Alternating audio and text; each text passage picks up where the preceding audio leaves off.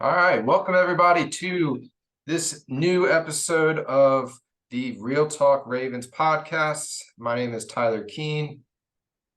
I'm Michael Kruger, and today we're going to talk about our Baltimore Ravens versus the dreaded Cincinnati Bengals. Yep. So, just a few updates from this week. For new signings and injuries, we've got one positive, one bright spot. We got Mark Andrews back practicing. So it seems pretty likely that he'll be back this week, which I think is going to be really huge for this AFC North matchup. And but as far as the other injuries go, the only one that we were hoping for was Marlon Humphreys. He's still not practicing, so it's looking like we won't see him till weeks 3 or 4. Hopefully week 3. I would guess probably 4 or 5, only because, he's been out for 6 weeks now. He'd probably need some full training for a week or two before he could get back on the field. Yeah, I just feel like if they were expecting him back in week 5, they would have put him on the IR. That's true. But hopefully we can get him back earlier. But as far as new signings, we did sign a veteran safety. Now that Marcus Williams is out for an extended amount, we signed safety Duron Harmon. This is a guy who's had 78 career starts. Last year he played with the Raiders where he had 2 interceptions. He's been all over the place, hasn't he? Yeah, he's been the bulk of his career in the Patriots, but last year he was with the Raiders. And then the other signing, and that was to the practice squad. And the other signing to the practice squad was Kyle Fuller, not the Kyle Fuller that we know, not the corner, the offensive lineman. He's a guard / center, so he does have some center experience in case we get another injury at that spot. With right now it's just Mustafa and McCary with the only center experience, but McCary's also starting now at left tackle. So he could easily be called up to be the backup center. And then we did sign Daryl Worley and Melvin Gordon up to the 53-man. Yes. And I'm excited to see how Daryl Worley does because, he's always kind of had those flashes. And, he's been a Raven for a while, so he's getting his chance. And hopefully it won't come to him having to make a big play in a big moment. But, if anyone on our practice squad could, he's definitely had the experience. I would say between him and Seymour in our secondary, those are definitely people who, I'm confident can move up. As far as Melvin Gordon, we'll see. I really hope Keaton Mitchell comes back soon. I know he can't come back till week 5. Hopefully he's ready in week 5 because I really want to see what the kid has. And no offense to Melvin Gordon, but I've seen less fumbles in a game of Madden.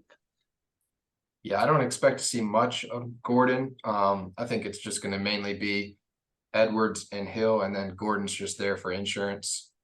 Watch him revitalize his career in Baltimore. I mean, you never know. Yeah. So moving forward, our next segment that we are going to get into, that we're going to do every week for our pregame matchup, is the Coach's Film Room segment, where I'm going to be going over the previous week's game, trying to go a little bit more in depth than our initial recap and do some film room study, as I am a former college football quarterback, college football coach. NFL front office person. I did work with the Buffalo Bills for a little bit with the analytics, so I also had that. But yeah, going to do about a 15-minute segment on that.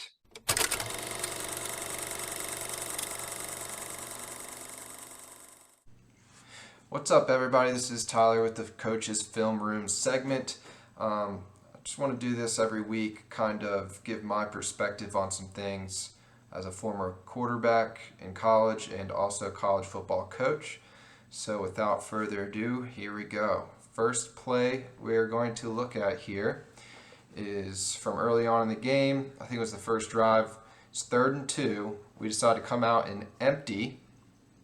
All right, we come out and empty, and we're going to just go ahead and run like a simple stick play. We have a stick route right here, get to the chains. Hitch route right here, get to the chains. And then on the boundary side, we have a seam release corner. Tight ends running a quick speed out. And then our slot up top, he's running a dig route to attack the middle of the field there. All right, so right now, first thing you can see, if you're looking to the boundary for this easy quick speed out, you're going to see that this defender over top of the tight end is head up to outside. So that kind of makes me feel that I don't want to throw that speed out right now because he's got an easy angle to take that away. So pre-snap, I should be thinking to the field. All right. However, if we go and watch this play out, first thing Lamar does is he is looking straight to the boundary. All right, so he's looking for this speed out and corner to the boundary. Nothing's there. And it's too late by the time he tries to come back to the field to his guys right here. If he went to the field right away, he would have had an easy first down. All right, instead he gets pressure in the pocket and sacked. To me, I'm not going to blame this one on the offensive line. I'm blaming that on the quarterback's read. We can watch the tight view here. He's got plenty of time to make a quick 2-yard, 3-yard pass. There's nobody coming in hot at him. All right, here we go. Next play. This is just a really, really good throw that I wanted to point out because a lot of people are, try to hate on Lamar and say he can't throw outside the numbers. Well, here is a great example of what you have is a slot fade by Zay Flowers here. He's going to attack this guy's leverage, slot fade toward the sideline, away from that safety, and just look and see at this ball that Lamar throws. I mean, he throws this thing on a rope away from the safety. That is from the opposite 40 all the way to the opposite 14-yard line on the sideline. I mean, that's got to be a 50, 60-yard throw on a dime. So for all those people that say Lamar doesn't have the arm talent, they're crazy. Here we have the defensive line. So a lot of talk has been about how our offensive line played poorly. Overall, I didn't think that they played poorly, but I will throw this out there as an example of something that a veteran like Kevin Zeitler should have seen. What you're going to get here is this tackle right here. Yeah, this tackle right here. He's going to rush upfield and try to take both the guard and tackle out. You're going to get your end here, Will Anderson. He's going to initially rush upfield, and then he's going to stunt back underneath. And this is going to cause a lot of pressure for Lamar. So real quickly, let's watch this play out.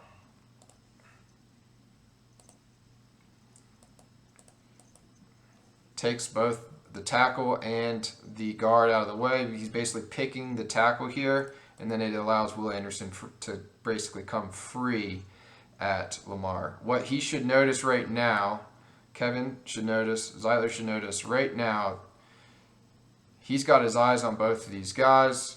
He should pass this guy, this D tackle off to Moses. Moses should take him, and this should be an easy pass off between the two. Zeitler just is too late. And then we wind up lucky that Lamar can do that. This is coming straight out of the second, after halftime into the second half. We have a nice play here to Zay Flowers. I think this was on first or second down. He's going to run a 20-yard comeback. So he's running all the way up here and then coming back. And I just want to point this one out because of how much separation he is able to get. And look at the timing. This is a good example of how Monken kind of made some adjustments at halftime. He brought in some extra blockers. Right now you have a 7-man pass protection with the Ricard and the running back. And then it allows Lamar to step up in the pocket, make a nice rhythm throw, right on time, right out of the break. Zay Flowers has a guy, 3 yards away from him. That should be an easy completion every time. That's beautiful. All right, this is 3rd and 5. All right, again, I think this is the second half. We made some adjustments. So first thing I want to notice is that we've got Zay Flowers coming in motion. What this does kind of helps us with our leverage. And then secondly, pre-snap, I want to look at the DB's eyes. All these DB's eyes are staring straight at a man. What that's going to tell me right now is that this defense is most likely in man coverage. This is what we saw all first half, man coverage on 3rd down, passing situations. And so what we're able to do is come out with a nice man beater. What we do have right now is Zay Flowers is going to use his quickness. He's going to just run a quick pivot or whip route back out. And, nobody is able to guard Zay Flowers man-to-man right now. So, that's just a perfect man beater. Fakes inside like he's running a drag. Boom. And then he's off to the races. Good job by Isaiah Likely, not blocking in the back there. All right, so this is just a tight view of that same play. First thing I want to notice here is that Lamar has to make sure he sets that line, the protection, the right way. So right now I've got 1, 2, 3, 4 guys to the right side of the ball, or for our left side. And so he needs to make sure he sets his protection that way. So if we take a look here, his offensive line, they slide that way, the center takes that way, running backs over there, so they got 1, 2, 3, 4 for all 4.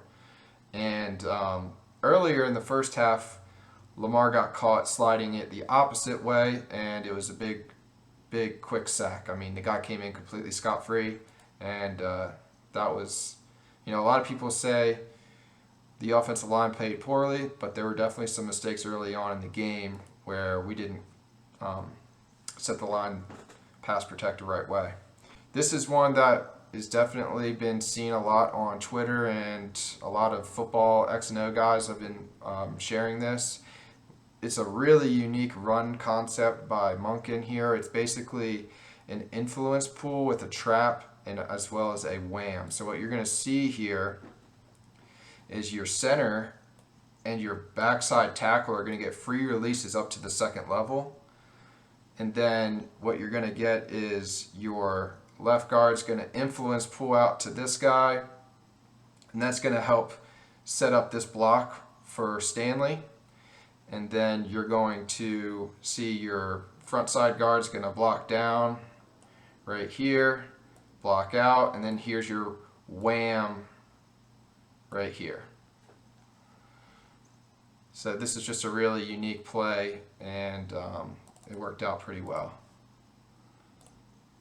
Boom. Off to the races. Stanley just didn't get his guy 100%, but we still got a big game out of it. All right, so this play was a big missed opportunity. Basically, we have a deep post by Odell, skinny post. You got one high safety, really. The other safeties, he's coming down into the box, so we don't really have to worry about him. And then to the front side, Ricard's going to help stay in and protect. You're going to have a quick little post here, more of a quick slant, quick post kind of route, and then you got a nice little curl route back here. And I think the running back ends up checking and releasing out to the flats. However, with this safety over here, we should have a free touchdown right now as long as Odell beats this guy one-on-one. So Lamar should be thinking pre-snap, I'm going to look to the right, so I look this safety off, and then look back for Odell for the touchdown. All right, so let's see how it plays out.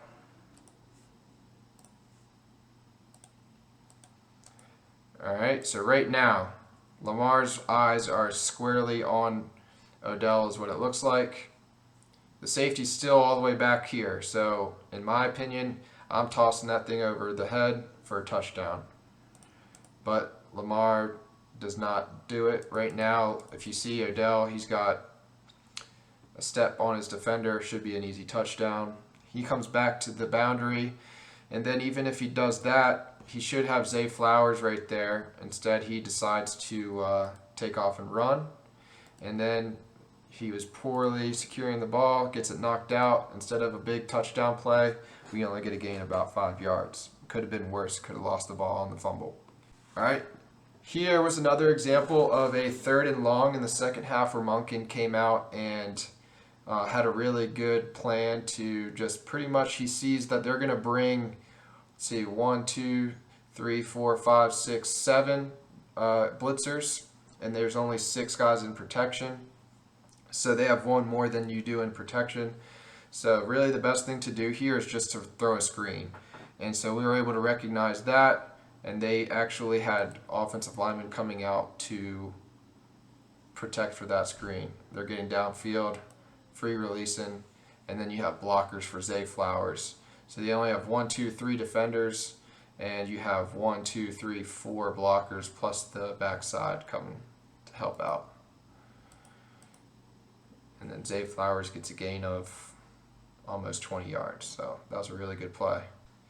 All right, this one was negative. Right off the bat, you should be able to tell we have an illegal formation. You've got Odell and the tight end on the ball. As a receiver, as the outside receiver, you should always correct what is going on. Either you have to tell the tight end to come off, or you need to step off the ball to make that formation legal. He did not do that, and it cost us. Second thing I want to point out is we have Lamar checking at the line of scrimmage. So Lamar's been saying all offseason how he has a lot more control in this offense. He signals to Odell that he wants a smoke screen. This is an RPO. But looking at this as an RPO, he doesn't really have anyone to block for him out there. There's no reason for him to throw this smoke. He should just hand it off. All right, he's got nobody blocking for Odell. It's basically Odell versus the corner and the safety. So not a good decision here by Lamar. Regardless, it was a penalty, so it didn't matter. All right, next play we got another RPO. Here you have a bubble screen RPO. So the guy that you're going to read here is this defender right here. So what ends up happening is he's outside of the box, so Lamar should just go ahead and hand the ball off. There's no reason. You only have 2 blockers for 3 defenders. So it should be an easy read, hand the ball off, and let the running back and the offensive line take care of it. So we can look at the tight view, what would have happened if he did hand the ball off. All right, if we just look here, we pretty much got everyone blocked. You'll see Linderbaum comes off on the linebacker. We have a hat for every single defender, and then it's going to be pretty much JK off to the races. Okay, now we have another example of the RPO little bubble route out here, and now his read is still that same defender on the opposite side. But at this point, you can see that he's kind of tucked in closer to the box. So Lamar makes the smart decision. All right, he gets the ball into the mesh point. The defender does not fly out like he should for his responsibility. Instead, he stays right there. His feet don't move, so it's a good decision here. Throws it right out there, all the way outside the numbers, and he's got 2 for 2 out there. Zay still makes a guy miss, but it was after 4 yards. Key on any of those RPOs is to make sure you get at least 4 yards. Now let's look at the defense. I'm definitely more of an offensive-minded guy, so I'm not going to have as many defensive clips. But here we have an example of a cover 2 shell. It's quarters based to the field, to the boundary is cover 2. So you should have cover 2. He's got the flats, but if nothing comes to the flats, he's just going to stay on his receiver. And then Hamilton is right here in the slot. He should be walling number 2 up the seam. All right, so see how it plays out. Right here you can see the motion out the slot receiver. So now number 2 is the guy on the ball right here. Hamilton should wall him up the seam. He put his hand barely on him, and his eyes are in the backfield. And now he's kind of lost out in no man's land out here. If he walls him up the seam, he doesn't have this huge 10-yard window, easy throw to complete. All right, luckily, Stroud got pressured and missed the throw. Here, this is just a really good job. I want to highlight Odafe Owe here. He does a really good job of setting the edge, getting his hands on the tackle, throwing him to the ground, and getting back in and making the play on the running back. And then basically it just allows Roquan Smith to come in and get an easy stat builder. Stuffs the ball maybe for a 1-yard gain or 0-yard gain. Next play, I wanted to highlight Brandon Stevens. All right, so right now Brandon Stevens is kind of just lurking backside, he's basically going to lurk in this middle area. And what ends up happening, he lurks, he's reading the quarterback's eyes, and he sets himself up for a huge hit on Robert Woods, and that is just what I think he's most comfortable doing. I mean, he smoked him. All right, next play, I want to highlight Matabike right here. He is the 3 technique on the guard, and just watch him. It's a slant for the D-line, gets his hands on, and no one really touches him. But look at his speed chasing down C.J. Stroud. You don't see many defensive tackles running down quarterbacks like that. All right, next we've got, I want to highlight, this is the 4th and 1 stuff by Roquan Smith, but I do want to highlight Patrick Queen, who's right here on the edge. Watch him set the edge. Boom, he forces the running back to cut it back right into the lap of Roquan Smith, and that's how those two can really work together this year. And then last play I want to show, this was a play that we got hit on multiple times. Basically, it's just an easy, simple glance route. Glance route is a short post or a longer slant. Basically, he's going to inside release to about 8 yards and then cut at a slant angle. And they hit us on this quite a bit, and we shouldn't be able to allow them to get inside leverage like this. Because we were playing man coverage with no help inside of him. Because we blitzed, and it's just an easy completion. They did this probably 3 or 4 different times to Collins. And we're back from the Coach's Film Room segment. I hope you guys all enjoyed a little bit of insight from my point of view. But yeah, now let's get going with the preview of the Week 2 matchup for the Baltimore Ravens at Cincinnati Bengals. So, first off, our threads of the week. All right, we're going, obviously, our black helmet, white jerseys, black pants. Love it. Love it. Referee, we got Sean Hockley this week. Oh, my Christ. Okay, so doing a little digging of research on Sean Hockley. He is above average on penalties on DBs. So that's defensive holding and pass interferences. He had the 6th highest penalty penalties called on DBs last year. He is the number 1 official.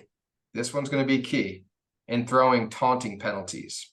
In a matchup that is so built up after last year's playoff game, and there's a lot of bad blood, I feel like, between these two teams, that is something I guarantee is going to be called, hopefully, not on us, hopefully on the Bengals. And I hope Harbaugh's really preaching that this week. Don't be the person to respond. You know, that stuff's going to happen. Be the one that's smart. Have your hands up.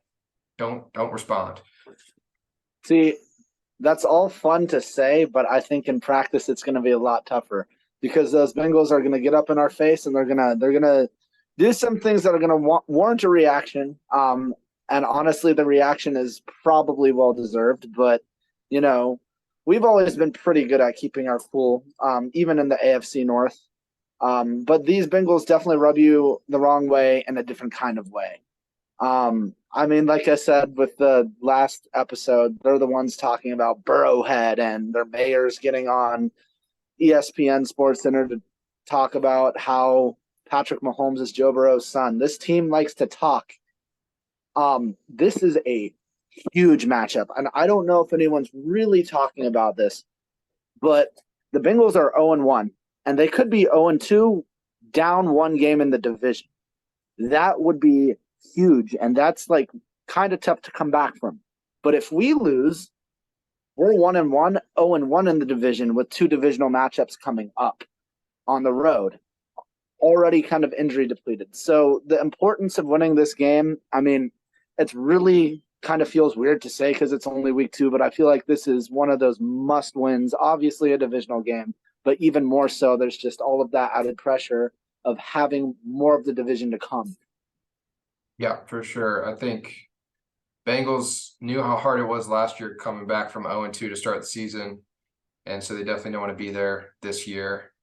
Another thing with Sean Hockley, he's got a very high rate, 68% of his divisional games that he's ref, so in division games, are hitting in the under, you know? So right now, our over-under is 46.5. So if anyone's out there ready to take bets, that's a good bet to based off the referee Sean Hockley, the under of 46.5. Look, I'm not one to always talk ill of other people, but Sean Hockley is probably one of my least favorite people in the NFL, along with what was the dude who was in our Super Bowl who retired last year. I know who you're talking about, Yeah, Boger. yeah, Jerome Boger. Those two are the bane of my existence as a Ravens fan. I feel like every time we get Hockley, he's up there with his freaking muscles, just like his dad, throwing flags on everything the Ravens do. Now, obviously, I don't think he's biased. That's just me being a crazy fan. But he does throw the flag a lot. And if we play like last week, we're probably going to see a flag on every play. Yeah, I think that Harps really has to preach penalties this week with this referee. Speaking of odds, though, the Bengals are favored 3.5 points. Of course. Weather-wise, it's going to be nice and perfect, sunny and 72 degrees. And basically opposite of us, the Bengals have no major injuries. They had all 53 people practicing today per the Ravens vault. Yeah, so that's just great. We could have used some help in that category, but I digress. But yeah, let's go ahead and talk about the game. Let's talk about offense. What do we need to do offensively, do you think? I think offensively, the key to the game is first and foremost keeping the ball out of Joe Burrow's hands. I know we just lost J.K. Dobbins, but we're really going to have to run the ball. We're going to have to run the ball, and we're going to have to do it in whatever form or fashion we can, whether it's through Lamar, through Justice Hill, through Gus Edwards. I mean, I guess the screen pass to Zay will work as well, but we can't do that all the time.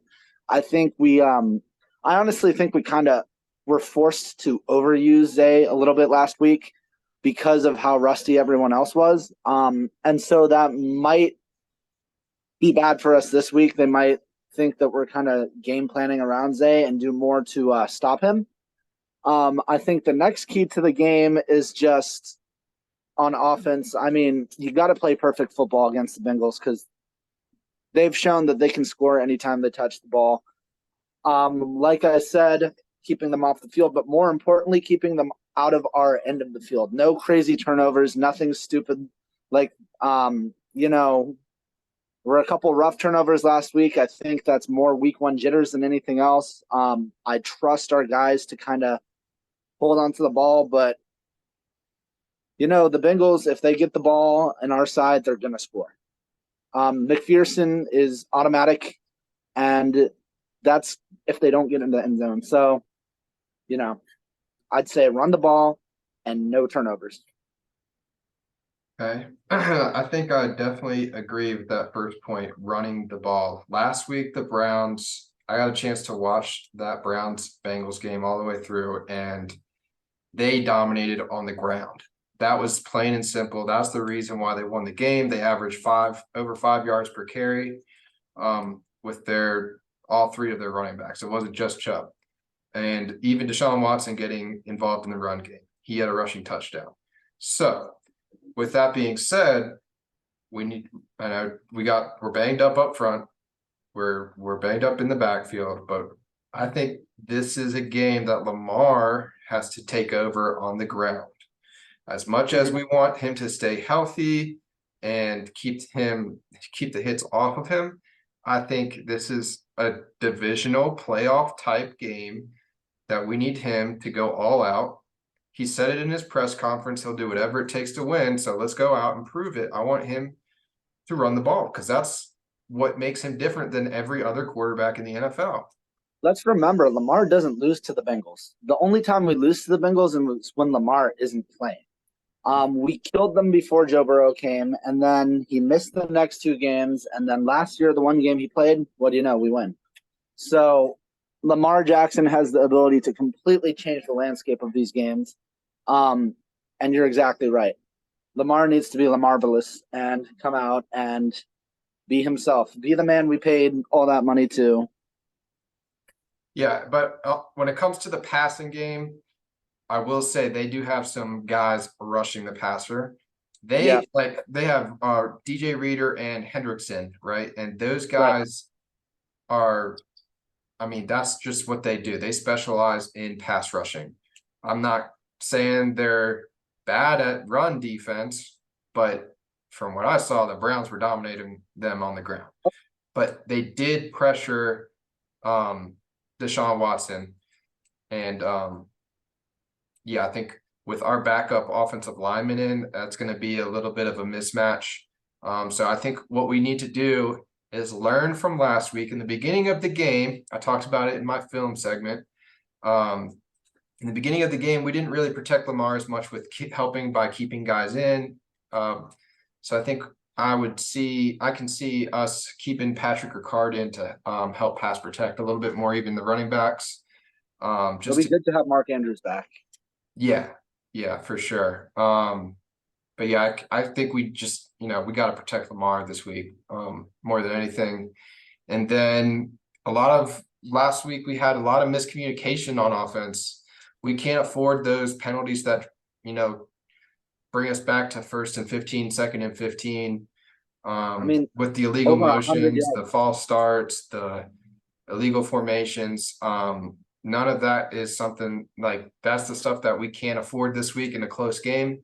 So I think those, to me, running the ball, protecting Lamar, and then no miscommunications and penalties that are pre-snap penalties. We can't have any of that stuff.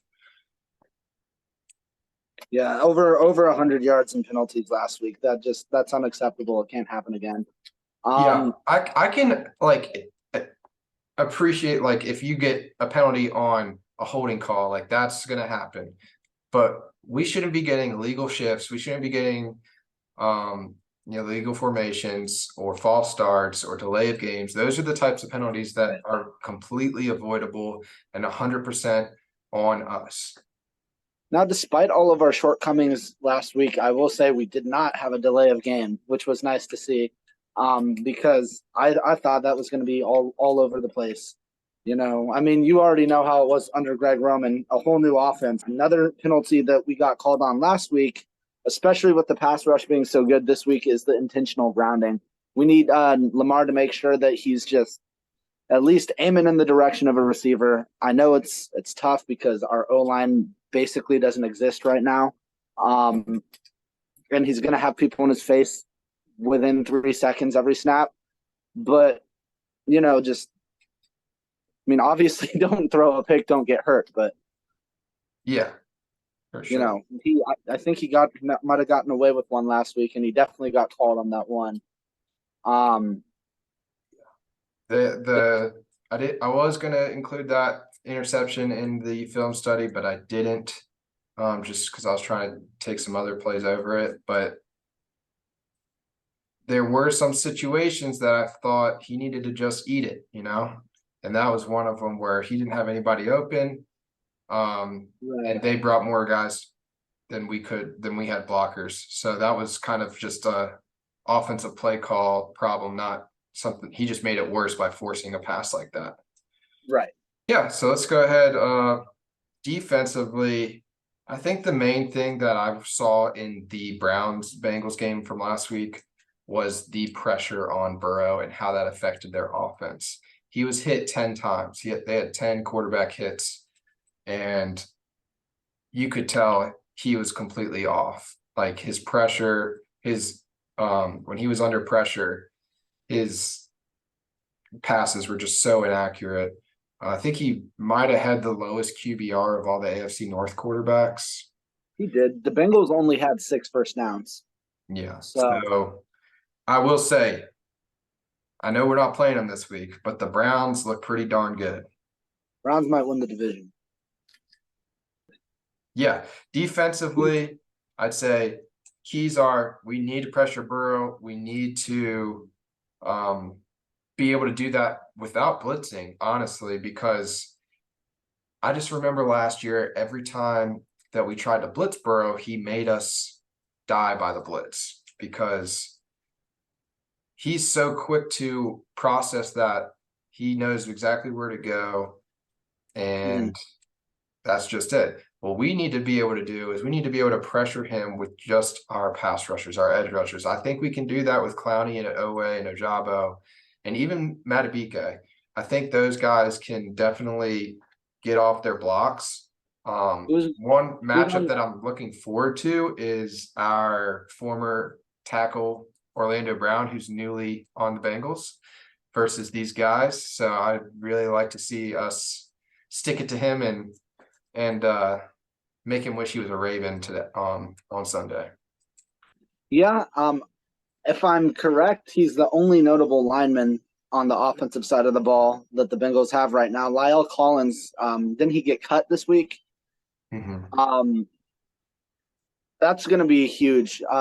If we can't penetrate that O-line without blitzing, then what are we doing? This is the third year of this defensive line, pretty much. I mean, sans Ojabo. We gotta do this. All of these players are capable. Last week, I loved the pressure. The Owe and Ojabo were getting off the edge. I mean, we talked about it. Clowney should have had a sack. Twice. Let me tell you something. Joe Burrow can be slippery too. So, Clowney should know Burrow just as much as anyone because he's played him twice a year for the past few years. So, right. Yeah. But nonetheless, I think we need to take advantage. That's definitely our best matchup. Our secondary always plays surprisingly well when we're relatively healthy against the Bengals. Not having Marcus Williams is going to hurt.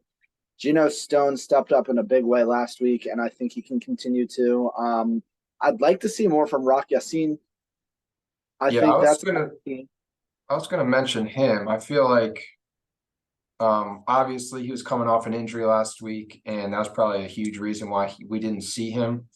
But cornerbacks, I'd really like to see Darby and Rock Yassin as the starters, and mainly their job is just to limit these big plays from Jamar Chase and T. Higgins. Because this is a big play offense. Burrow can definitely make you sorry if you get beat deep. So these guys can't get beat deep. I'm okay with them taking their time and driving the ball up the field. Make them earn it. Yes, Burrow will definitely tear us up if we don't make them earn everything.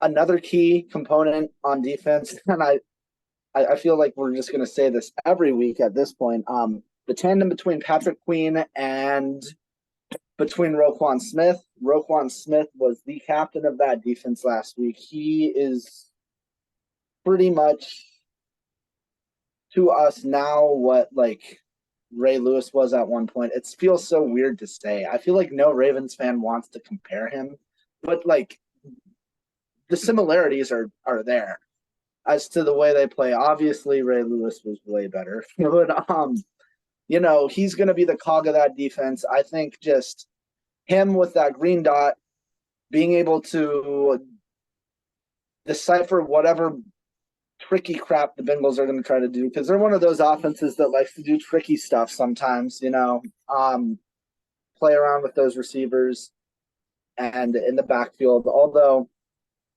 is Joe Mixon their starting running back right now? That he doesn't scare me at all.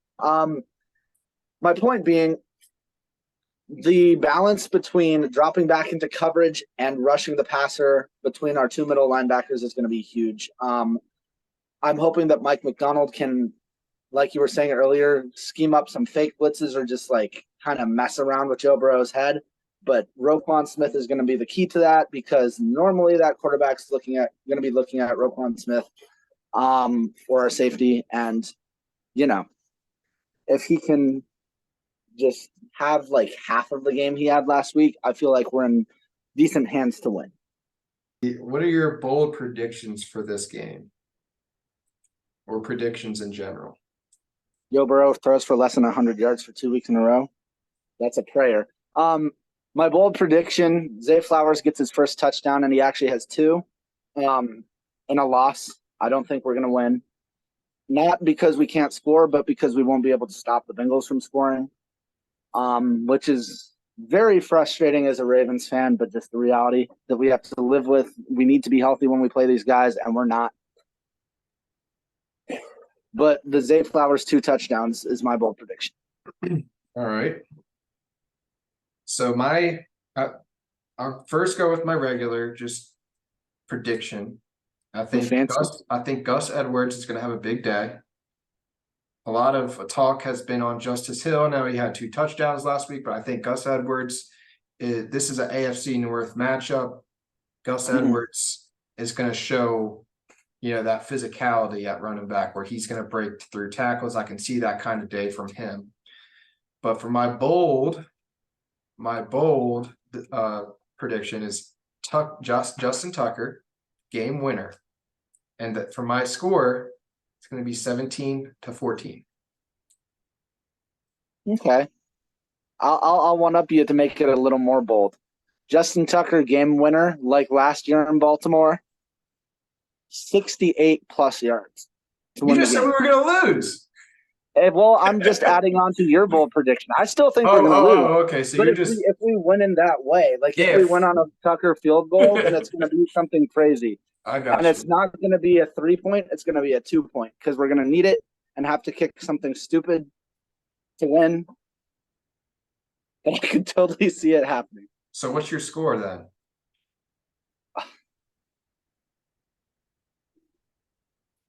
Bengals 38, Ravens 20. Woo! I mean, that goes along with your reasoning. I mean, look, I don't think, again, we're not going to lose because we can't score. We're going to lose because we can't stop them from scoring. I got a little bit more belief in our defense. I think we're going to be able to put some pressure on Burrow. I know he's going to get his, but I think we're going to do just enough to hopefully win this one. I think our defense right now is our strength. I say 38-20 purely out of fear, because Joe Burrow did absolutely nothing last week. I guess that's our predictions. We'll see. Hopefully I'm right and you're wrong. I hope so too. Dude, prove me wrong. I don't want to be that pessimistic Ravens fan. And you know what? I don't think I'm that. I am always the one in the group chat like, God, this sucks. But at the same time, I'm not as bad as some people that I've seen, Yeah. All right. So let's go ahead then and talk about the AFC North. We're just going to keep it this week with our predictions. in the North. for the AFC North and any other primetime games. But yeah, first off, AFC North injuries. By the way, yeah, what was our score for our pick'em last week? I wound up winning last week. By how Yes. many games? By 1 game because of the Monday night game, because I picked the Jets and you didn't. Yeah, that's. If we were a full NFL show, I could talk about that game for 2 hours. But for the sake of time, okay, you can go first. Go ahead. All Give right, me your so AFC North and prime times.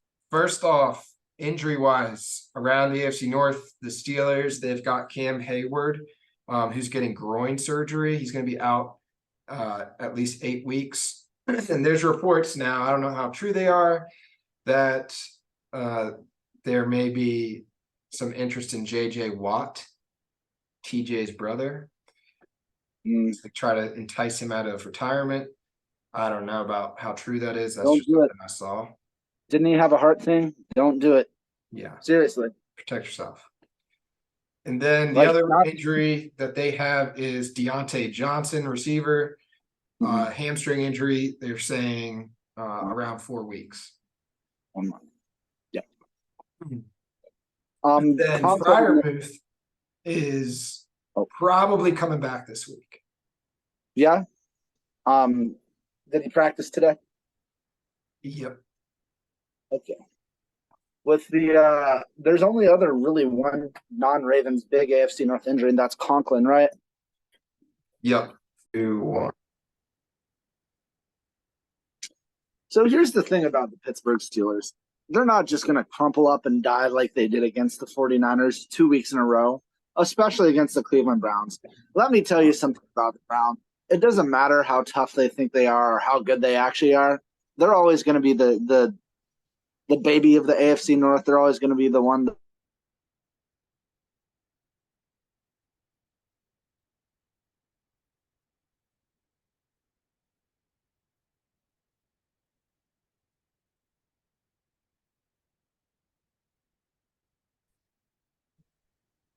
Lost you for a second. That's all good. I'm getting good at noticing it. My screen will go back black, so I'll just pause until. But basically, even though it's not necessarily true in reality, I feel like the general idea around the fan bases and the teams in the AFC North is that we ain't gonna let the Browns beat us because they're the damn Browns. I think the Steelers match up pretty well too. I think that Deshaun Watson had a lot of room for improvement in the opener against the Bengals, and they kind of bailed him out. I don't necessarily know if I trust the Steelers offense yet. It's one thing to say you're good in training camp, but when you're or to look good in a preseason game, but it's another to put it together on the field. I'm not writing the Steelers off for the season because I truly do think that they might make a push for the playoffs. I just don't think it's their week yet. I think they're going to have another kind of slow start on Monday, and I think the Browns might be able to score 14, 17 before the Steelers really can put things together. I'm not saying that it's going to be a blowout. I think they'll crawl their way back in, but I just think the Browns are the better team. They've got a better. It's weird saying this, but they've got a better constructed defense all around rather than just the pass rush. I mean, their secondary actually came to play. Grant Delpit looked good the other day, which is something I thought I would never say. Unfortunately, I am saying it. I don't trust the Steelers' O-line to be able to stop the combination of Zadarius Smith and Myles Garrett the entire game. I think Nick Chubb will not necessarily have the night he had the other night. Obviously, the Steelers' defensive line is much tougher than the Bengals, even on a good day. But I still think he'll have an impact. I think at the end of the day, the key to the game is for the Browns. They're gonna want to play their brand of just like West Coast dink and dunk mixed with run. Hopefully they'll get the play action in there a little bit, and I think they should have a pretty comfortable, I'll say like a 9 or 10 point win. Yeah, my main concern with the Steelers is Cam Hayward being out on the interior of that D line versus that Cleveland Browns run game. True. So for like, I definitely could see the Browns just, completely just taking over with that run game. Mhm. But I think they were embarrassed last week, and a Mike Tomlin coach team, you don't usually see them lose back-to-back games, especially at home. Especially, yeah, at home against a divisional opponent. Yeah, so I'm going to go with the coach, Mike Tomlin, because I have a lot of respect for him, and I think that he is going to have them ready to go and pull that upset, I guess is what you would call it. I think I would love to see the Steelers win, because I hate the Browns. They're my second least favorite team in football. I'm sure y'all can tell who the first is. But I Wow. would love the Steelers to win. I think in reality, the Browns are more than likely the best team in our division this year. So it's going to be tough. You're speaking It's like a not young Ravens fan. I feel like the prototypical Ravens fan will always say the Steelers are their least favorite team. No, it's actually the Bengals. For you. I watched Tyler Boyd destroy my playoff hopes in 2017. I've watched I was there for that. Andy Dalton. Oh God, that must have been the worst night of your life. I was there. And it was New Year's Eve. Yep, I remember I was drinking Fireball at the end of the fourth quarter. We had come back. Alex Collins, RIP, had that amazing run where he went to the left. Yeah, I he believe broke it all the way across the field. All the way across the field. I will never forget that play. It was devastating. The Bengals, every time I'm happy, the Bengals come and ruin it. That freaking AJ Green 80-yard touchdown in Steve Smith's first game in Baltimore, or the next game that year with the OPI against Steve Smith. Our playoff game last year, both times they tore us up. My favorite highlight of the Ravens Bengals is, I think it was Lamar's rookie year when he had the huge run with the one that put him on the map with the spin move and went viral. That was my favorite. My favorite Bengals Ravens moment of all time actually does not include the Ravens. It's any time the Bengals lose in the playoffs. Because first of all, that losing streak was gold. Joe Burrow for breaking that. I wanted it to last until I was like 70 or 80. Number two, when they lose in the playoffs, the despair on the faces of those cocky fans is almost as good as watching Stephen A. make fun of Cowboys fans when they inevitably lose in the playoffs. Maybe a little better. I just feel like they've been hated ever since Vontae's perfect. Just had those cheap shots all the time. And who else do they have? Pac-Man and all those guys. Pac-Man, AJ Green was always tearing us up. I think that recaps the AFC North. The only other primetime game is Sunday night. We've got Miami at New England. It's an AFC East matchup. Miami's coming off a huge win over the Chargers. New England had a tough loss versus the Eagles. So, I mean, why am I buying into the Patriots so much this season? I feel like they can win almost every game they play.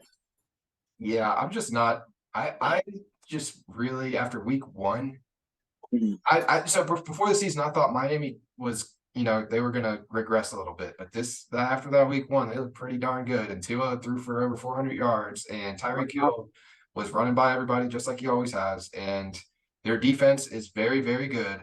So didn't they lose their starting corner last week against the Chargers? Or maybe I'm wrong. I don't know. I didn't see that. But I think even though it's at New England, I still am going to take Miami by 2 scores. My heart and my brain say the Dolphins.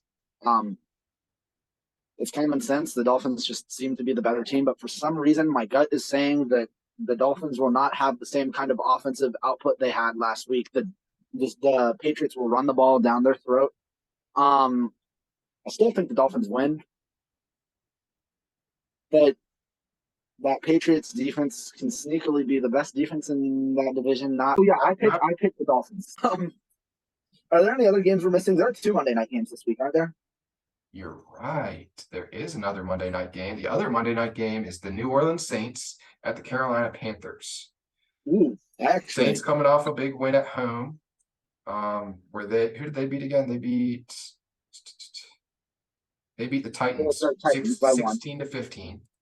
And the Panthers lost to the Falcons by 14, I think. So Bryce Young doesn't look ready to win games in the NFL yet. He's still learning. The I think Saints are a real football team. the Saints have a pretty good defense, underrated, Yeah. I think. And I think they're going to apply some pressure on him. And I think Derek Carr is out on a mission. And Yeah. I'm going to go with the Saints to start off 2-0 and the Panthers to start off 0-2. I agree. I don't think there's any question when you're facing up against that Saints defense. And not to mention their offense. Jamal Williams is not obviously Alvin Kamara, but he can get in the end zone. And then you've got Chris Olave, and quietly last week for the first time in like 7,000 years, Michael Thomas. How many yards did he have? I'm looking that up right now. Michael Thomas, 5 receptions, 61 yards, quietly coming back. And then Rashid Shaheed, a name that I forgot existed, had 89 yards and a touchdown last week. So, Not about him. Me too. Ooh, for the Panthers, DJ Chark is questionable. JC Horn is out. Already? Again? Yep. Apparently he has a bad hamstring, and it's a potential that he will require surgery. That kills me to see. They lost their starting offensive guard, Brady Christensen, for the season with a torn bicep. And their other tackle, Taylor Moton, is questionable. I'm glad I'm not a Panthers fan. So with that being said, it's going to be worse than I thought. Yeah, I think it might be like Saints like 31, Panthers 0. I could see the Panthers getting shut out. This week. Now, what I will be looking for on the Panthers side is two things from Bryce Young. One, his ability to manage under duress. This is not going to be an easy game. He's going to be under a lot of pressure. This is an opportunity for him to make good decisions and keep the game respectable. Maybe he messes around and finds a way to win. Number one. So number one is just his decision making and his leadership. And number two is honestly, this will be a good test for him to open up and not necessarily just rely on Thielen and Chark. Now, again, I didn't watch them last week, so maybe that's not what happened but I have a couple Panthers fans who said that that's kind of how it was just like they couldn't really get anything going and the ball was forced a lot. No, so he's for the Panthers. Bryce Young's leadership and Miles Sanders, those are big opportunities to find a small win and a massive loss because they're going to be 0-2 and 0-2 in the division. And if they aren't, then I'm asking what happened to Derek Carr or Marshawn Lattimore at this point, Yeah, I think that wraps up our week 2 preview for the Ravens versus the Browns. Yeah, I'm looking forward to the game on Sunday. But we will have our recap by either Monday or Tuesday next week. Yep. Anyway, that's all we got for tonight. Enjoy y'all some football this weekend. Let's go Ravens. Yep. And we will see you guys on Monday. Also, make sure that you like and subscribe to our videos. We're trying to get our subscribers up. So if you enjoy what you have heard and listened to, please do us a favor and hit us with that big thumbs up and subscribe. See y'all. Y'all have a good night. Happens in Pittsburgh.